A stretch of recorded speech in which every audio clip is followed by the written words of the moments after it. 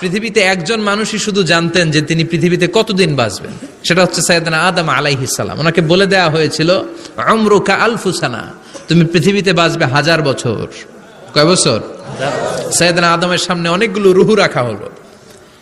সাইয়েদনা আদম বললেন, এরা কারা? আল্লাহ বললেন, এরা হচ্ছে নাসালুক, তোমার বংশধর, পৃথিবীতে তোমার পর এরা পৃথিবীতে আসবে। সাইয়েদনা আদম বললেন, আল্লাহ ওই যে একটা রূহ দেখা যায়, এটার নাম কি?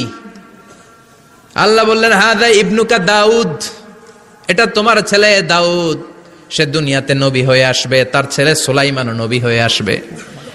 সাইয়েদনা আদম বললেন, মাবুদ, আমার ছেলে দাউদের কত বছর হায়াত আপনি দিয়েছেন? আল্লাহ বললেন, 40 সানা, মাত্র 40 বছর, 4 ইয়ার্স, 40 বছর তোমার ছেলেটা বাঁচবে।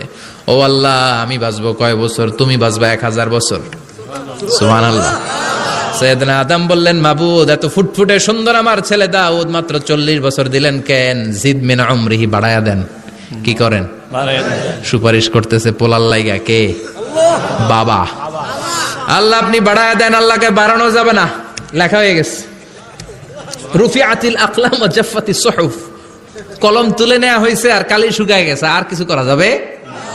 সাইয়েদনা আদম বললেন, মাবুদ, আমার 1000 বছর কেন দিলেন? আমার এই সুন্দর ফুটফুটে ছেলেটারে মাত্র শুধুমাত্র 40 বছর কেন দিলেন? ও মাবুদ, আমার 1000 বছরের দরকার নাই, আমার 1000 বছর থেকে 60 বছর আমি আমার ছেলেরে দিয়ে দিলাম।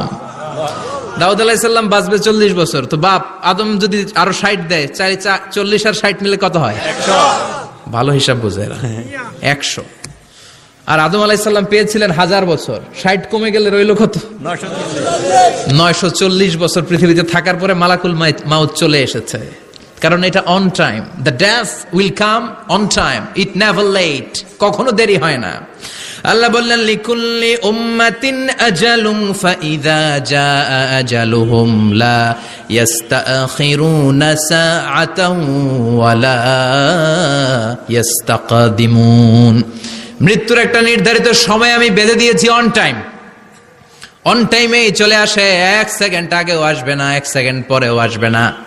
940 বছর বয়সে মালাকুল মাউত এসে হাজির, এসে বলল, জিইতু আন আকবাদা রূহাক, রূহ কবজ করতে আসছি। আদম আলাইহিস সালাম বললেন, রূহ কবজ করতে আসছো মানে? আমি বাঁচবো তো 1000 বছর। কয় বছর? মালাকুল মাউত বললেন, না না, ওই যে আগের কথা স্মরণ করেন, আপনি 60 বছর দিয়ে দিয়েছিলেন। কয় না, আমি দেই নাই, আমি আরো বাঁচুম, আরো 60 বছর পাওনা আছি, আমি দেই নাই। মালাকুল মাউত বললেন, আপনি দিয়েছেন। আদম বলে, দেই নাই।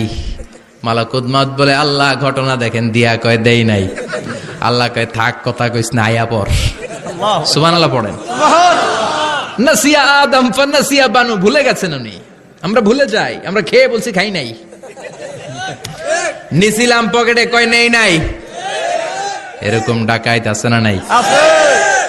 নাসিয়া আদম ফানাসিয়া বানু, বিশ্বনবী বললেন, আদম ভুলেছে তো তার সন্তানরাও ভুলে যায়।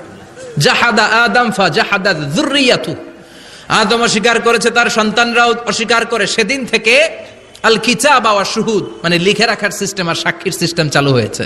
সুবহানাল্লাহ পড়েন। সুবহানাল্লাহ।